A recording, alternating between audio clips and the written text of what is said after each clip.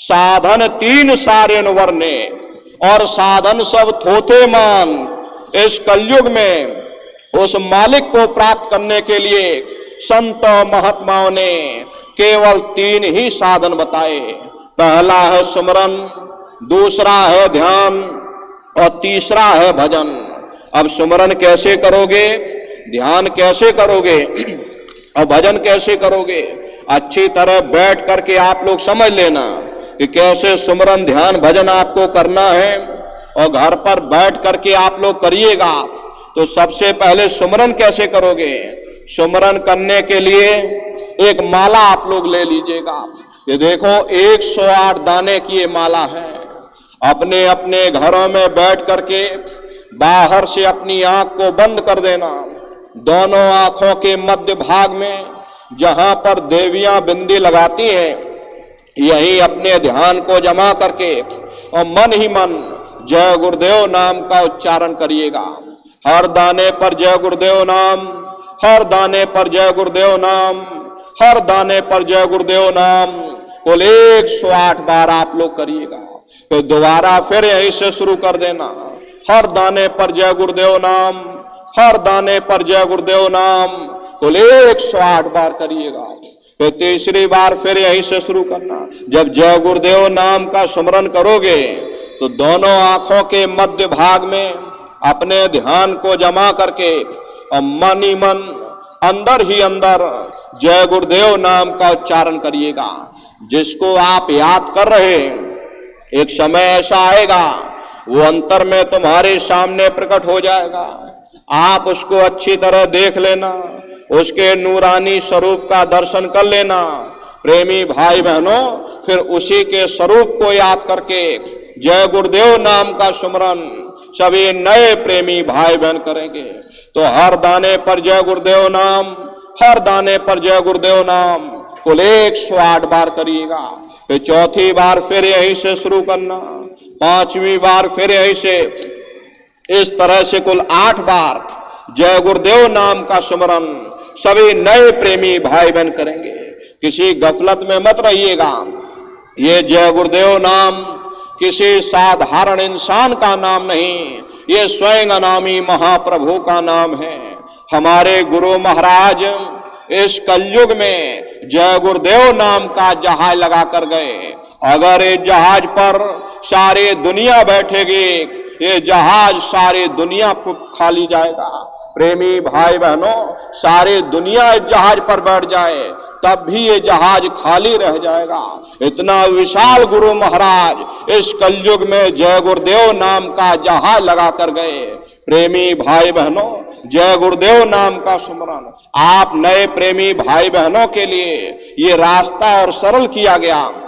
वरना बहुत से पुराने पुराने प्रेमी 20-20 साल हो गए नाम दान लिए, और अगर उनसे पूछा जाए जरा नाम रूप स्थान गाजे बाजे बता दो, वो तक भूल जाते हैं। इतने पुराने हो करके आज तक आप लोग याद नहीं कर पाए, बड़ा भारी दोष लगता। इसलिए नए जीवों के लिए ये रास्ता और सरल किया गया। प्रेमी भाई बहनों, ये पुराने लोग जैसे गुरु महाराज बता करके गए हैं, आपको उसी हिसाब से करना। ये जो रास्ता है ये नए जीवों के लिए है। तो जितने नए प्रेमी भाई बहन आप लोग जय गुरुदेव नाम का स्मरण करिएगा। एक साध है सब सद है, सब साध है सब जाए। जो दो नाव पर पैर रखते वो बीच मझधार में गोता खाते। इसलिए अपने गुरु की उंगली पकड़ लो। अरे गुरु तुम्हारा सच्चा रहबर, गुरु तुम्हारा सच्चा साथी है। जब मौत आएगी न रिश्ते नातेदार काम आएंगे, न कुटुंब परिवार वाले काम आएंगे। अरे उस समय तुम्हारी कोई मदद करेगा, वह केवल तुम्हारा गुरु है। मामूली पीड़ा नहीं होती, मौत के समय में घनघोर पीड़ा होती है। सहजो बाई ने बयान किया है कि सहजो मौत आइया, अंगे अंग दिया तोड़, हिया जरे छाती फटे, उठे पीर घनघोर। गुरु महाराज सत्संग में फरमाते थे, जैसे 1 लाख बिच्छू एक साथ हमारे जिस्म पर डंक मारे, उससे भी लाखों करोड़ों गुना ज्यादा मौत के समय दर्द होता। प्रेमी भाई बहनों, जब मृत्यु आती है तो किस तरह से प्राण निकलते, जरा आप भी अच्छी तरह समझ लो। देखो प्रेमी भाई बहनों, जैसे संसार में प्रलय आती है उस समय सबसे पहले पृथ्वी ढह जाती है। ये पृथ्वी पानी में घुल करके और पानी बन जाती है। मानव सृष्टि की प्रलय एक बड़ी कयामत है और शरीर की प्रलय एक छोटी कयामत है। तो जैसे ही मौत आएगी सबसे पहले गुदा चक्र टूटेगा। गुदा चक्र में पृथ्वी का वास होता, गुदा चक्र टूट करके इंद्रिय चक्र में समा जाएगा। इंद्रिय चक्र में जल का वास होता, यानी जल ने पृथ्वी को घोल दिया। और जब इंद्रिय चक्र टूटेगा यहां नाभि चक्र में समा जाएगा। नाभि चक्र में अग्नि का वास होता, यानी अग्नि ने जल को सुखा दिया। और जब नाभि चक्र टूटेगा तो हृदय चक्र में समा जाएगा। हृदय चक्र में वायु का वास होता, यानी वायु ने अग्नि को अपने में समाहित कर लिया। और इस तरह से वायु आकाश में उड़ गई। जब यह कर्म कला उपजावे, बुद्धि सुरत की आन दबावे, जब यह जीवात्मा पांचों तत्वों को लांग करके, जल पृथ्वी अग्नि वायु आकाश, पांचों तत्वों को लांग करके यहां पर आती है, यही कर्मों का निचोड़ निकल करके बुद्धि का संकल्प बनता। अंत मता सोई गता, हरे नर नारियों, वही कुत्ते को बिल्ली के सपने और बिल्ली को चूहों के सपने। मनुष्य ने सारी जिंदगी मैले कर्म किए, मैल कमाया मैल खाया, मैल ही अपने साथ ले गया।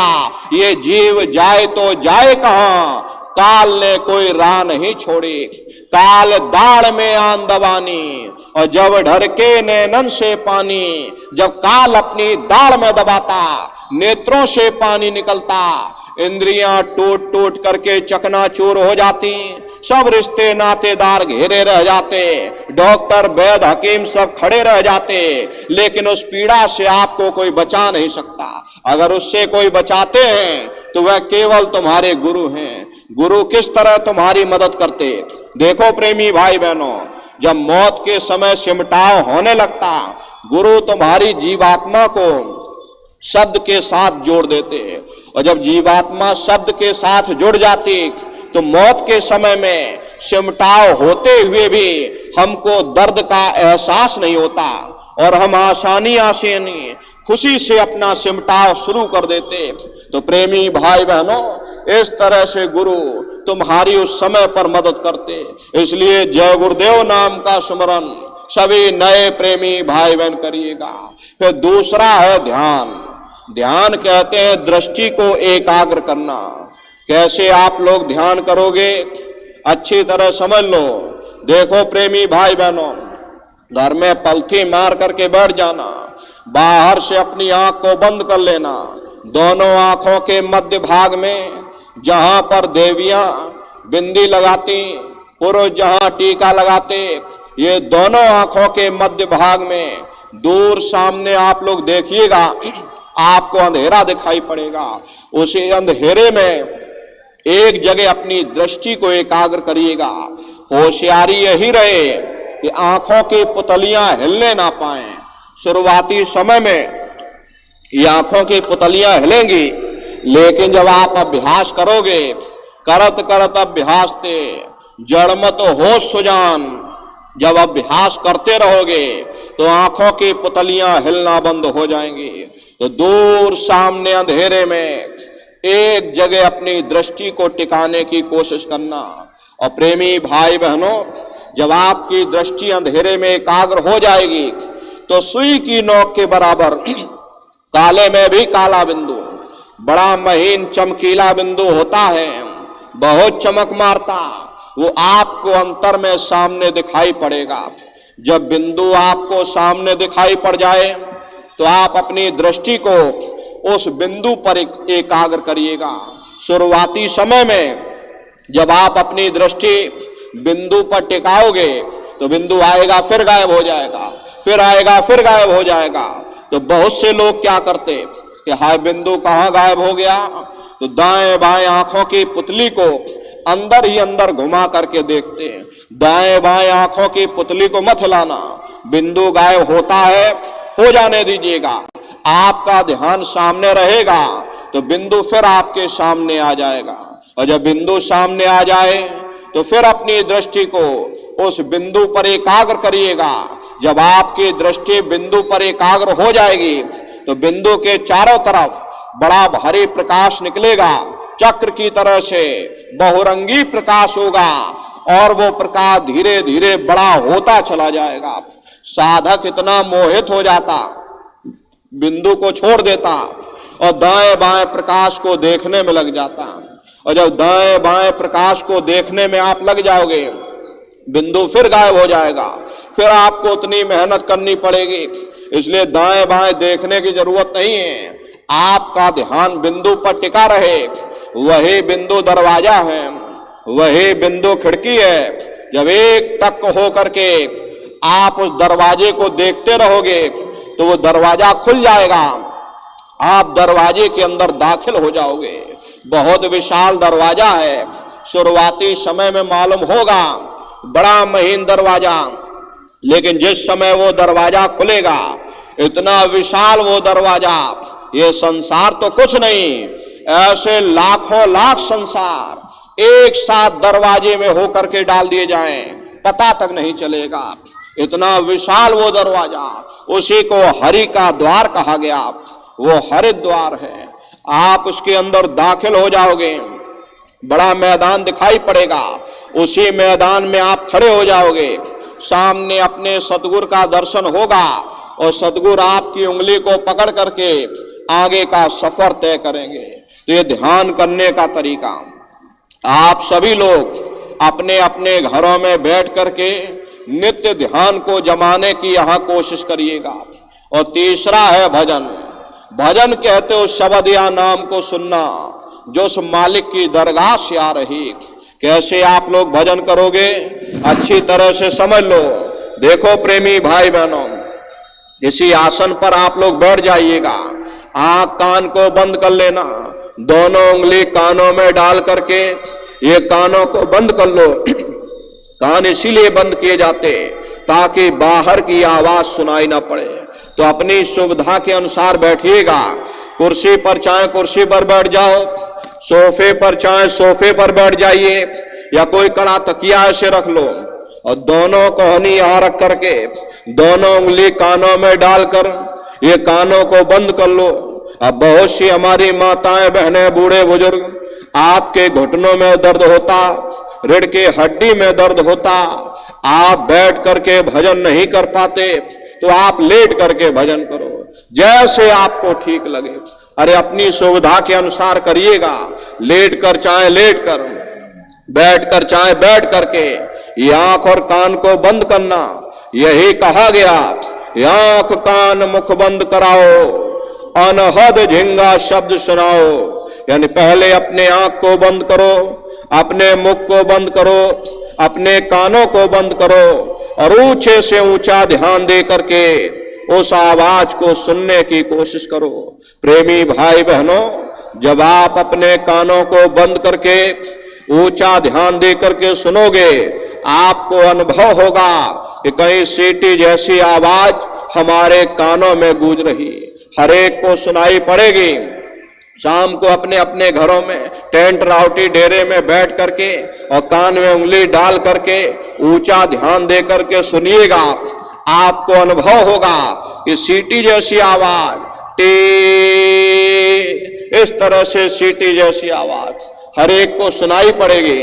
करना आपको कुछ नहीं, लेटे हो चाहे बैठे हो, आप सिर्फ उस आवाज को सुनते रहिएगा और सुनते सुनते सुनते सुनते आप उसी में लीन हो जाओ, उसको सुनते रहो। जब आप उसको सुनते रहोगे तो कुछ समय बाद में आपको फिर अनुभव होगा कि कहीं बड़ी दूर से एक महीन आवाज, घंटे और शंख की आवाज हमारे कानों में गूंज रही है। जैसे मंदिरों में घंटियां बजती हैं, टन टन टन टन टन, इस तरह से घंटे और शंख की आवाज आपको सुनाई पड़ेगी।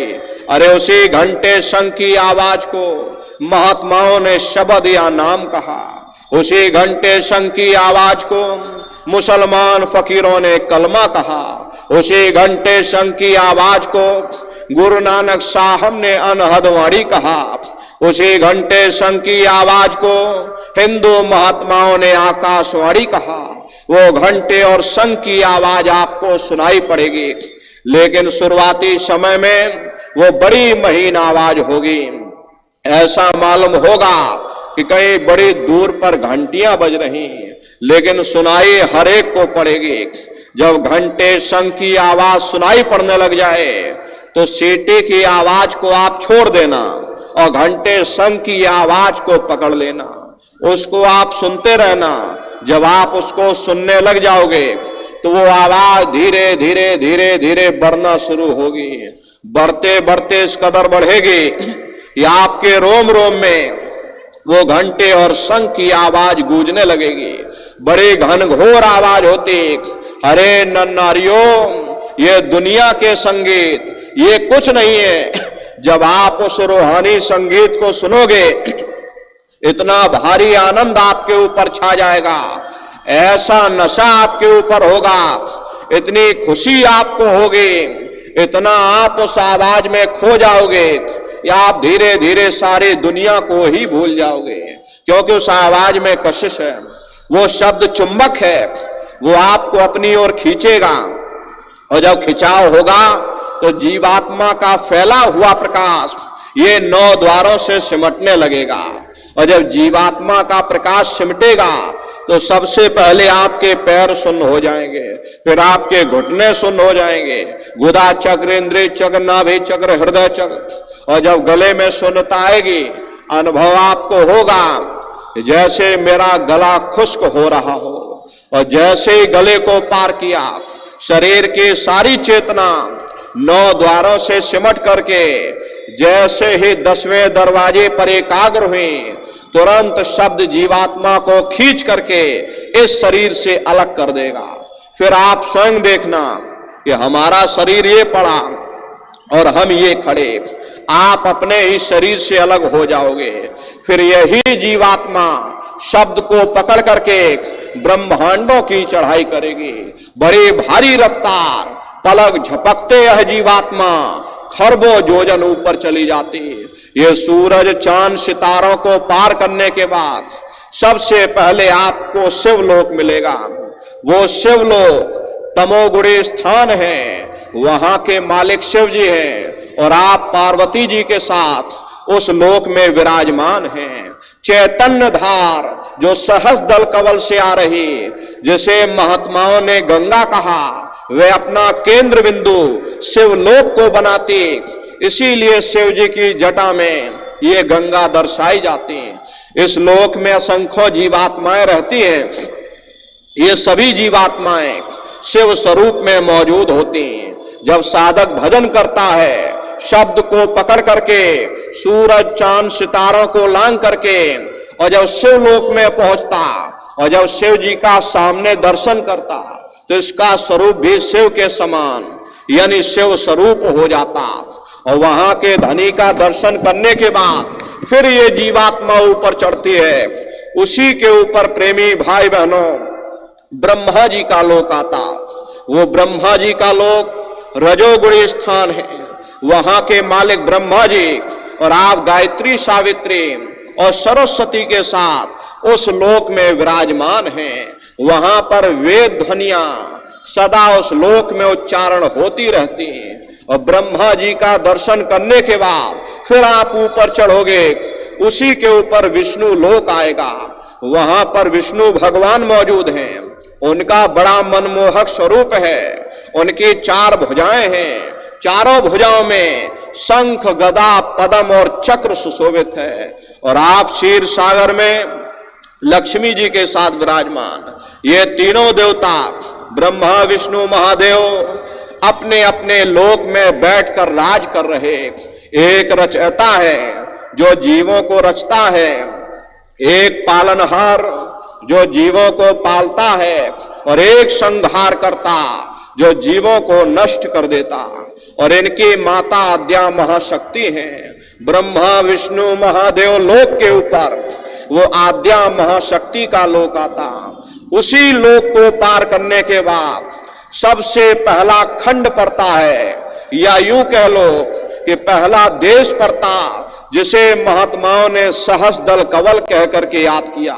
वो सहस्त्रदल कवल, वहां के धनी, वहां के मालिक वो निरंजन भगवान हैं। ये ब्रह्मा विष्णु महादेव ये निरंजन भगवान के ही पुत्र हैं, और ये आद्या महाशक्ति ये निरंजन भगवान की अर्धांगिनी है। और निरंजन भगवान स्वयं तीनों लोकों के मालिक, इन्हीं को त्रिलोकीनाथ कहा गया। हिंदू इन्हीं को परमात्मा कहते, मुसलमान इन्हीं को खुदा कहते, ईसाई इन्हीं को गॉड कहते। घंटे और शंख की आवाज जो हर इंसान के अंदर धुनकारे दे रही, वे आवाज इन्हीं के मुखार बिंद से हो रही। निरंजन भगवान का जो स्वरूप है, ज्योतिष स्वरूप है, हजार बाती की अखंड ज्योति वहां पर बराबर जल रही। अरे हम आप यहां ज्योत जलाते हैं, इस ज्योत में तेल की जरूरत पड़ती, बाती की जरूरत पड़ती, लेकिन वो अखंड ज्योति ऐसी है जिसमें ना तेल की जरूरत और ना बाती की जरूरत। पलटो साहब ने जिक्र किया कि उल्टा कुआ गगन में, तिसमें जरे चिराग और तिसमें जरे चिराग, बिना रोगन बिन बाती, 6 ऋतु 12 मास, जरत रहे दिन राती। सतगुर मिला जो होए, ताह की नजर में आवे, और बिन सतगुर नहीं कोई, वह को दर्शावे।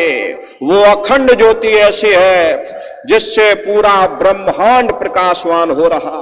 न जाने कितने ऋषि मुनि, न जाने कितने पीर पैगंबर औलिया उस ज्योत पर कुर्बान हुए बैठे। वो देश सत्य चित्तानंद यानी सच्चिदानंद का देश है। जितने देवी देवता, ब्रह्मा विष्णु महादेव आदि की उत्पत्ति वहीं से हुई। प्रेमी भाई बहनों, वहां के धनी का दर्शन करने के बाद फिर यही जीवात्मा शब्द की धार को पकड़ करके दूसरे मंडल की चढ़ाई करती।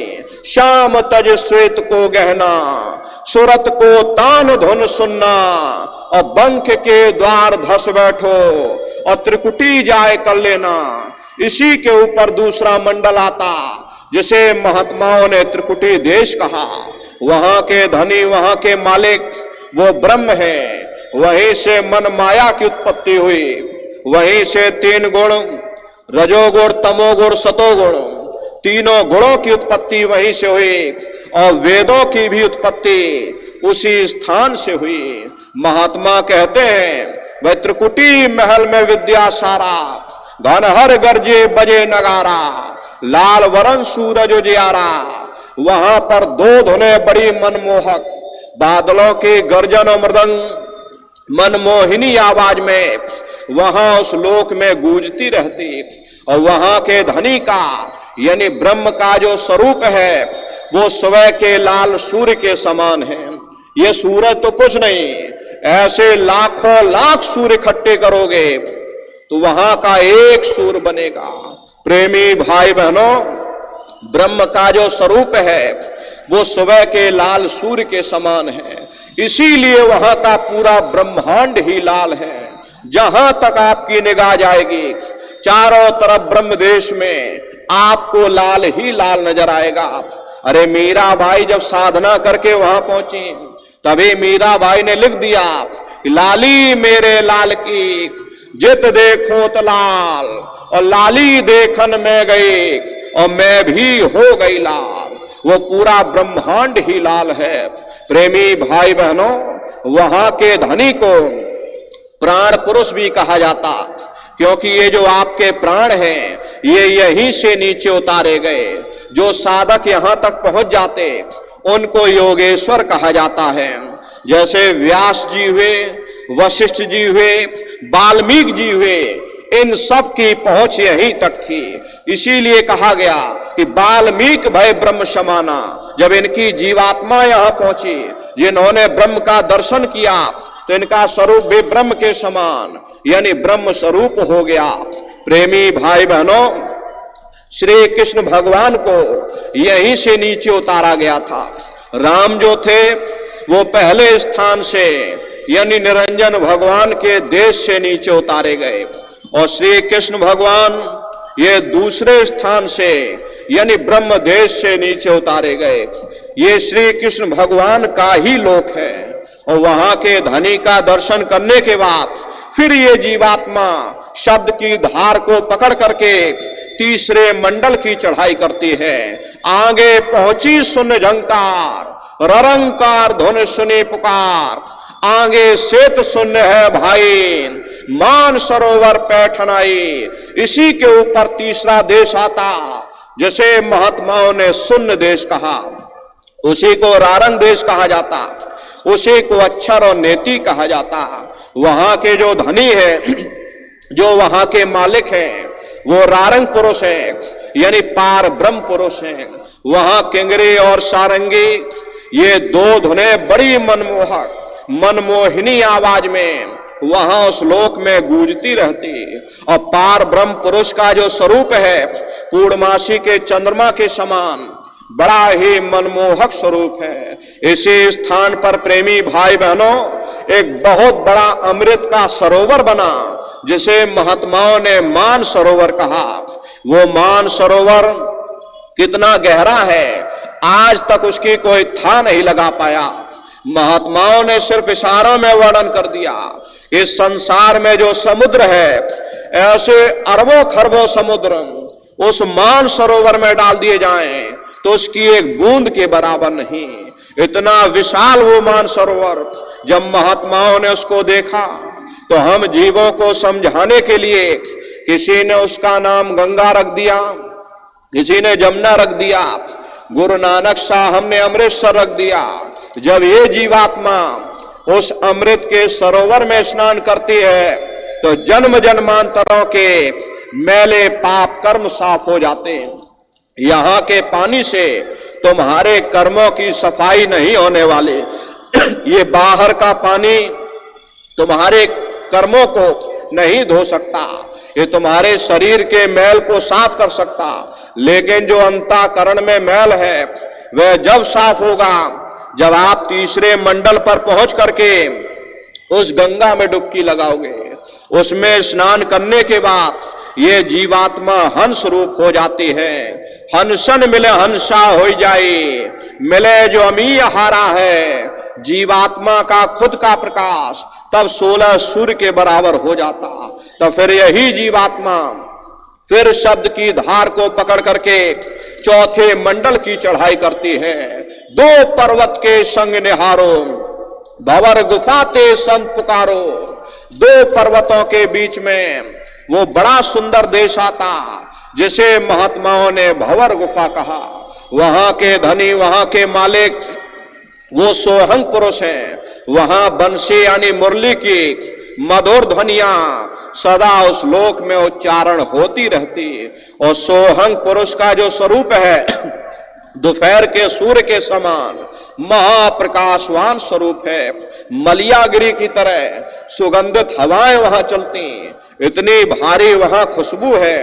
वहां की खुशबू का एक कतरा बालू के कण के बराबर एक कतरा यदि इस मृत्यु लोक में डाल दिया जाए तो इस संसार में इतनी खुशबू फैल जाएगी या आप बर्दाश्त नहीं कर पाओगे। वहां आंधियां चलती और वहां के धनी का दर्शन करने के बाद ताके परे धाम सतनामा और 3 बजे सतलोक ठिकाना। सोहंग देश के ऊपर वो 5वां देश आता, जैसे महात्माओं ने सचखंड देश कहा। वो सचखंड देश अजर अमर अविनाशी सदा एक रस रहने वाला देश है। वहां ना काल है, ना कर्म है, ना दुख है, ना संताप है, ना पुण्य है, ना पाप है। अरे जो जीवात्माएं वहां पहुंच जाती हमेशा के लिए जन्म मरण के बंधनों से आजाद हो जाती। वहां के मालिक सतपुरुष भगवान, जिनके रोम रोम में खरबों खरबों सूरज चांद सितारे प्रकाशवान, वहां के धनी का दर्शन करने के बाद ये जीवात्मा ऊपर जाती है। इसी के ऊपर 3 लोक और हैं, अलख, अगम और अनामी धाम। अलख लोक में अलख पुरुष विराजमान, अगम लोक में अगम पुरुष और अनामी धाम में वो अनामी महाप्रभु विराजमान हैं। वही अनामी धाम हमारा आपका सच्चा घर है। वही अनामी महाप्रभु हमारे आपके सच्चे पिता हैं। हमको आपको वहीं से नीचे उतारा गया और फिर शब्द को पकड़ करके हम लोगों को अपने घर यानी अनामी धाम वापस पहुंचना। ये भजन करने का तरीका आपको समझाया गया। एक बार फिर से आप लोग समझ लो कैसे भजन करोगे। यहां कान को बंद करना, ऊंचा ध्यान दे करके सुनिएगा। सीटी जैसी आवाज मिलेगी, उसको आप लोग पकड़ लेना, सुनते रहना। कुछ समय बाद में आपको फिर अनुभव होगा कि कहीं बड़ी दूर से एक महीन आवाज, घंटे और शंख की आवाज हमारे कानों में गूंज रही। जब घंटे शंख की आवाज सुनाई पड़ने लग जाए तो सीटी की आवाज को छोड़ देना, घंटे शंख की आवाज को पकड़ लेना। एक बार प्रेमी भाई बहनों आप उस आवाज को पकड़ लो, फिर वो आवाज आपको नहीं छोड़ेगी, खींच करके शरीर से अलग कर देगी। तो रोज जाना, रोज ब्रह्मांडों की सैर करना, रोज देवी देवताओं के दर्शन करना, रोज आसमानों की उड़ान भरना, रोज अपने शरीर में अपने घोंसले में वापस चले आना। यहां से आपको अमेरिका जाना है, 2 दिन अमेरिका पहुंचने में लग जाएंगे, लेकिन भजन के द्वारा आप सूक्ष्म शरीर में पलक झपकते ही अमेरिका ही क्या पूरे संसार का चक्कर लगाकर यहां आ सकते हैं। सेकंड भर के अंदर पूरी दुनिया घूम करके यहां आ सकते हैं। यह कब संभव होगा? जब आप भजन करोगे। भजन का मतलब है भजो, अपने घर वापस चलो। ये भजन करने का तरीका आप सभी लोग अपने अपने घरों में बैठ करके नित्य सुमरन ध्यान भजन करिएगा। रास्ता बिल्कुल सच्चा है, आप करोगे तो आपको अनुभव होगा, दिखाई भी पड़ेगा और सुनाई भी पड़ेगा। लेकिन इतना ध्यान रखिएगा, जो भी आपको दिखाई और सुनाई पड़े आप लोग किसी को बताइएगा नहीं। अगर आप बता दोगे, बहुत से प्रेमी गलती कर देते, इसीलिए तो कहा गया कि दया पाना कोई कठिन चीज नहीं है, लेकिन दया को हजम करना बहुत कठिन है। प्रेमी भाई बहनों, आप लोग यही सबसे बड़ी गलती करते हैं। जरा सा दया आपको मिल गई, आप बर्दाश्त नहीं कर पाते, दुनिया भर की बातें आप बोलने लगते कि हमको ऐसे ऐसे ब्रह्मांड दिख रहे, ऐसे ऐसे नदी पेड़ पहाड़ झरने दिख रहे। अगर आप दूसरों को बता दोगे, वो जो ऊपर बैठा हुआ वहीं से बंद कर देगा, फिर दिखाई सुनाई देना बंद हो जाएगा, फिर आपको मेहनत करनी पड़ेगी। इसलिए ऐसी गलती आप लोग मत करिएगा। ये गूंगे की मिठाई है, जितना हजम कर लोगे उतना रास्ता खुलता चला जाएगा। तो भजन ध्यान सुमरन अपना अपना आप लोग नियम बनाइएगा। ये सुबह का जो समय होता, सुबह 3 बजे से 6 बजे तक, 4 बजे से 6 बजे तक, उस समय आप भजन किया करो। शब्द आपको साफ सुनाई पड़ेगा। हम ये नहीं कहते कि तुम घंटा 2 घंटा बैठो, अरे जितना देर बन सके, 10 मिनट 20 मिनट, लेकिन धीरे धीरे धीरे धीरे अपने समय को बढ़ाते चले जाओ। क्योंकि हकीकत तो यही है कि 1 घंटा कम से कम इस शरीर को स्थिर होने में लगेगा, और जब तक शरीर आपका स्थिर नहीं होगा, ये मन स्थिर नहीं हो सकता। जैसे पानी होता है, अगर पानी हिलता रहेगा परछाई साफ नजर नहीं आएगी। पानी हिलना बंद हो जाए, परछाई साफ नजर आ जाएगी। ऐसे ही प्रेमी भाई बहनों, पहले शरीर को स्थिर करना सीखो। जब शरीर आपका स्थिर हो जाएगा, ये मन भी स्थिर हो जाएगा, और जब मन स्थिर होगा तो दिखाई भी देगा और सुनाई भी पड़ेगा। तो अपना अपना नियम बनाइएगा, नागा नहीं होना चाहिए। अरे शरीर को आप लोग भोजन देते हो, सुबह दोपहर शाम रात खाते रहते, लेकिन कभी आपने विचार नहीं किया, ये जीवात्मा जो जन्म जन्मांतरों से भूखे प्यासे बैठे, कभी आपने इसको भोजन नहीं दिया। अरे इसका भोजन शब्द है, इसका भोजन नाम है। अपना ये नियम बनाइए कि पहले हम अपनी जीवात्मा को भोजन देंगे, फिर अपने शरीर को भोजन देंगे। अगर ये नियम आपने बना लिया, आपका लोक भी बन जाएगा और आपका परलोक भी बन जाएगा। तो भजन ध्यान सुमरन आप लोग बराबर करते रहिएगा। ये जीवन की सच्ची दौलत है। अरे नर नारियों, यही दौलत तुम्हारे साथ जाएगी। घर बार छोड़ने की जरूरत नहीं है, बाल बच्चों को छोड़ने की जरूरत नहीं है, जात बिरादरी बदलने की जरूरत नहीं है, जंगलों पहाड़ों में भटकने की जरूरत नहीं है, साधु सन्यासी बाबा बनने की जरूरत नहीं है। अरे भाई, अपने अपने घर परिवार में रहिएगा, बाल बच्चों के साथ रहो, मेहनत ईमानदारी से काम करिएगा और 24 घंटे में घंटा 2 घंटा अपने जीवात्मा के कल्याण के लिए सुरत शब्द नाम की कमाई यानी सुमरन ध्यान और भजन करिएगा। यह जीवन की सच्ची दौलत है। प्रेमी भाई बहनों, यही दौलत तुम्हारे काम आएगी, बाकी सब रगड़ा झगड़ा ये सब आपका यहीं पड़ा रह जाएगा। इसलिए वो दौलत कमा लो जो अंत समय में तुम्हारे काम आवे। भजन ध्यान सुमरन बराबर आप लोग